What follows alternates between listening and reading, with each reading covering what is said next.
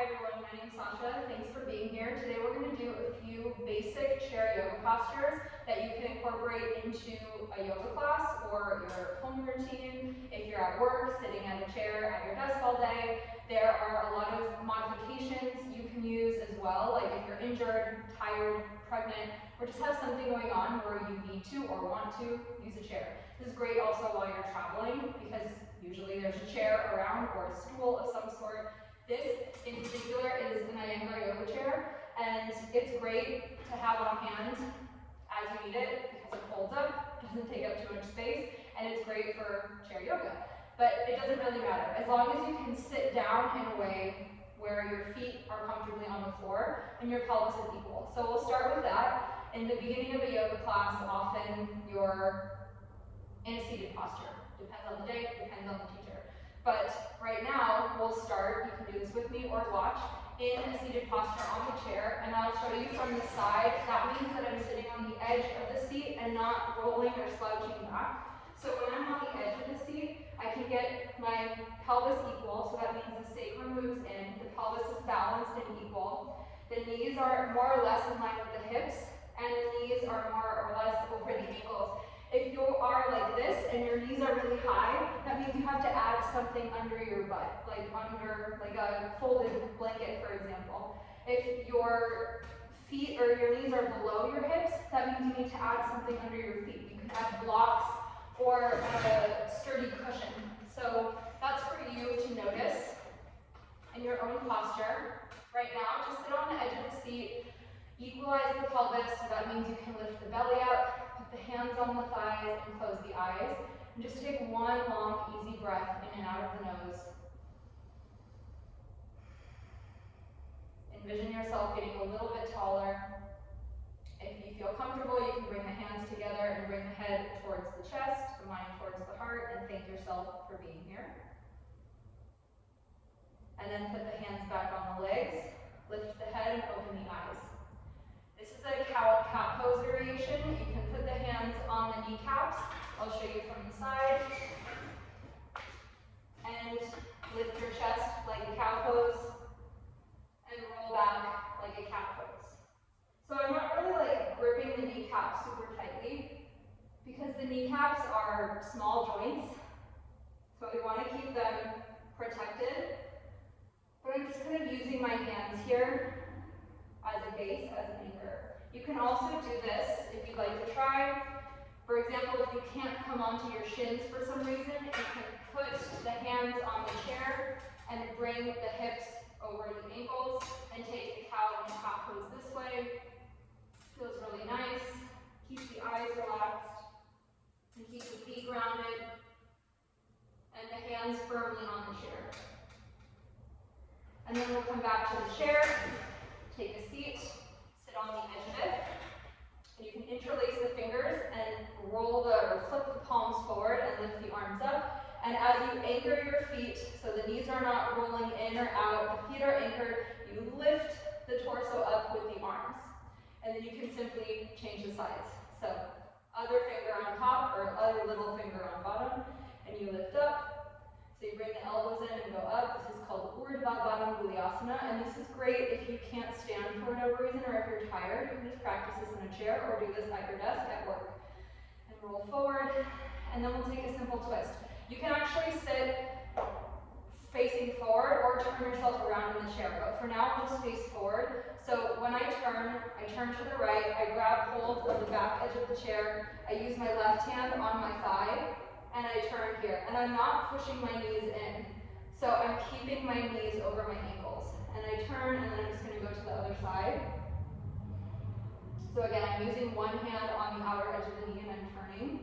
And the other hand is firmly attached to the back edge of the seat. You can also do this facing the back edge of the chair. I'll show you from the side. So you slowly put one leg in and then the other. If you have an Iyengar yoga chair like this, and you can turn and grab the back seat, the bottom edge of the back seat, and put the top forearm on the bar, and turn, and you go to the other side. This feels so nice. And then you come back around, come out of it slowly, one leg and then the other, and then we'll do a modified child's pose.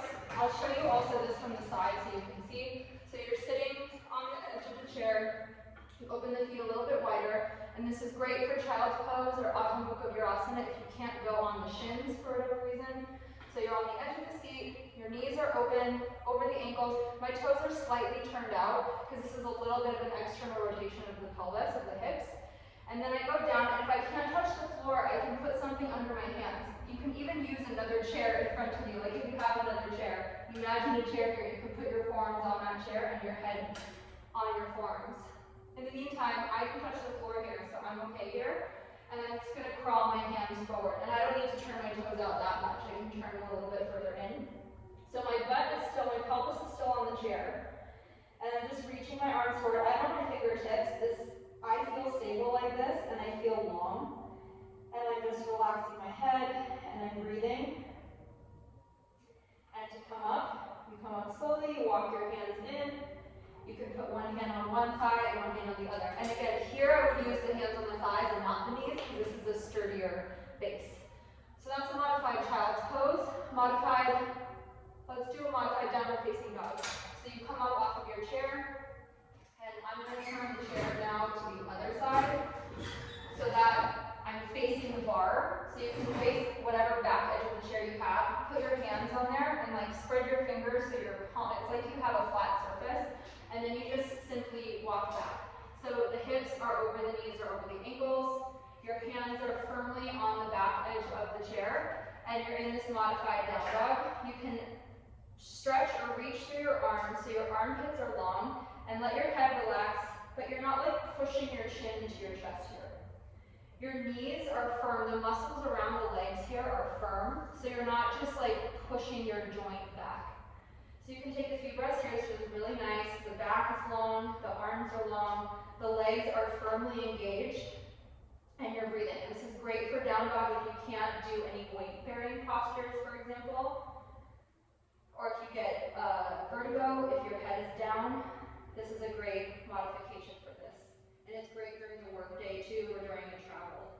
If you're at the airport, you need a moment, you can put your hands against a chair or a wall. And then you can come up. Another version of this, come up slowly, is with the hands on the chair. If you can go a little bit further down. And this is like a little bit more of an angle. So it's a little bit more of a stretch on the back of the leg, but I like this version too. So again, my hands are firmly on the top part of the seat, and I'm pushing, and notice how my hips are not further back or not further forward. So that means I'm not weight bearing on my arms. I'm just pressing my hands into the chair and lengthening my arms. And I am firming the muscles of my legs so I'm steady on my legs here. And then you slowly come up. And you can also do a modified forward bend in a similar way on the chair. So you can widen your feet a little bit. This is great for if you're pregnant or on your cycle, or again, if you just can't touch your toes, or you're tired, or you need whatever modification. So for a modified forward bend Uttanasana, you can bring your feet wide, and again, just put your forearms on the chair, on the seat, and put your forehead on the forearms. So I'm not so far on the edge of the seat that I'm going to tip the chair, but I'm not so far on the back edge that I'm going to tip the chair back either. I'm kind of like on the front edge of the seat, but it's still steady. And again, my hips are over the knees and ankles, my legs are engaged, and I'm breathing here, and this feels super nice. And then you can come up slowly, you can put one hand down and then the other, and then come up. And we'll do a few standing pose modifications. Often, some teachers will bring you into a lunge, which can be difficult for others that are not suitable for whatever reason. Injuries, like I said, there are plenty of reasons why you might not be able to come to a full lunge. For example, like when your fingers are on the floor like this. So you can use a chair to just give you height and still bring your back leg back and sit your butt down so your front thigh is parallel to the floor, and you can use a chair here for support. Again, I'm not grabbing the front edge, I'm not grabbing the back here and reaching, I'm just kind of in the center, and I'm pushing down so that I have this stability. And when you come up, you can use the chair to go back and forth, to practice being in whatever type of lunge. Sometimes it's also like a crescent lunge when your back knee is on the floor, like Anjaneyasana, and maybe you just need some height to help you stay upright, and this is great for that too. Again, I'm firmly pushing into the chair, so I'm not pushing it towards me to flip it. I'm pushing kind of equally into the, like downward. And then again, you can use it to come up. And if that's not going to work for you, you can also simply, there's a few options for this actually, come into a pyramid pose or Baddhanguliyasana. So you can bring one leg back. Again, I'm using the back edge of the chair, the top edge. And the back toes are turned slightly in. The front hip moves back. And I can go pretty far back with my back foot. So that, again, my torso is more or less parallel to the ground. And I'm pressing down into the chair, reaching and breathing. My legs are engaged. And then again, to come forward, you come forward with control, and you bring the back leg back. So you can spread the legs here pretty wide, or pretty long. But again, the back toes are turned in. The front hip moves back, and the legs are engaged. I'm pressing down into the chair. And you come up. If any of that is too much for you, you can simply sit in the chair and bring one leg forward, bring the elbows back and lift up, and you can do the arm variations, like if the teacher is doing arm variations in a lunge, you can do whatever arm variations they're doing, crossing the hands behind the back, and just extending one leg forward and keeping one knee on the floor. You can also just sit here and do the arm variations. And now is triangle pose or trikonasana. Let's keep the chair here. There's a few ways you can do this, but if you need support that's higher than a block, you can, again, come into the pose. You can also step your feet wide, like a proper Iyengar class if you want, and turn your front leg forward. And when you go down, so my legs are engaged, I hinge my front hip. You can put your hand on the chair so that you're long in your torso and you're not bending or rolling your torso. That means your pelvis, your hips have to shift, but you can extend your arm and again, press your hand into the chair and use it, or even grip the side of the chair. Just make sure it's steady and use that to turn your chest up and elongate your waist. So for me, this works well. Again, your feet are firm, your hand is pressing down, and when you come up, you can either come up this way, or if you need support, you can heel toe your back foot in, and then turn your front foot in. And this is it from the back. So again, you're just using the chair for extra height and support. So I'm allowing the chair to help me lengthen my bottom ribs and turn my chest and breathe. And then again, to come in, you can step your foot in. You can also take a warrior two pose. Those are common in yoga classes by sitting on the chair. And now you have to sit a little bit further back, and you're going to bring one foot out and 1 foot long. And arrange yourself so that your front thigh is on the chair. And this is great. I feel really good here. My hips are equal, so I'm not tilting one way or the other. And this is a great way to learn the pelvis in standing poses too. So the front knee is over the ankle. The back leg is long and firm, so this leg is active. It's not just passive and hanging out. And you can use the arms here, and it's great. And to come in, you walk, walk, walk. Slowly, you can use your hands on the chair too to do that. You can use your hands on the back seat of the chair to set up. So you're not rolling so far back that you're going to tip the chair. So just maintain your equilibrium. Put your back foot firm, and your back leg is firm, and your front foot is firm. So your feet are firmly on the floor. If your knee is too high up, maybe you have to put something under your thigh. And again, if you're too high like this, maybe you need to put your foot on something so that your pelvis and your front thigh is equal. And if you don't want to use the arms, you can just keep the hands on the hip here and breathe. And lift the belly, and if you want, use the arms. And when you come out, you can put your hands on the back of the chair and kind of walk your front foot in, walk your back foot in, and it's great. So I feel good. That felt really good. So those are just a few modifications. There are a lot more, but I wanted to make that available to you. The last one we'll do is a wide-legged forward fold. So again, it's kind of same, but different. The wide-legged forward fold is just wider across Chakravakasana, and you put your head on the chair and you breathe.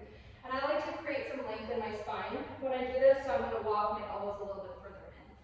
You can also do this on the back edge of the chair. You can put a blanket over it for softness and put your head here. And again, you're firming the legs. You're not leaning back, you're not leaning forward, you're not dropping your back, you're just equal. And use it to come up. And when you rest and find a resting pose, you can just sit in your chair in a comfortable seat, like a meditative seat, and take a few breaths here. And thank yourselves for showing up. And thank you for practicing with me. I know that was a lot in a short amount of time. There's also a lot of back bending you can do in the chair, but I hope that those were some simple modifications that you can use. Again, whether you're at work or in a class and you need to modify for whatever reason. So let me know of any questions. Take care of yourselves. Take care of yourself on the chair if you're using it. Be mindful and have fun.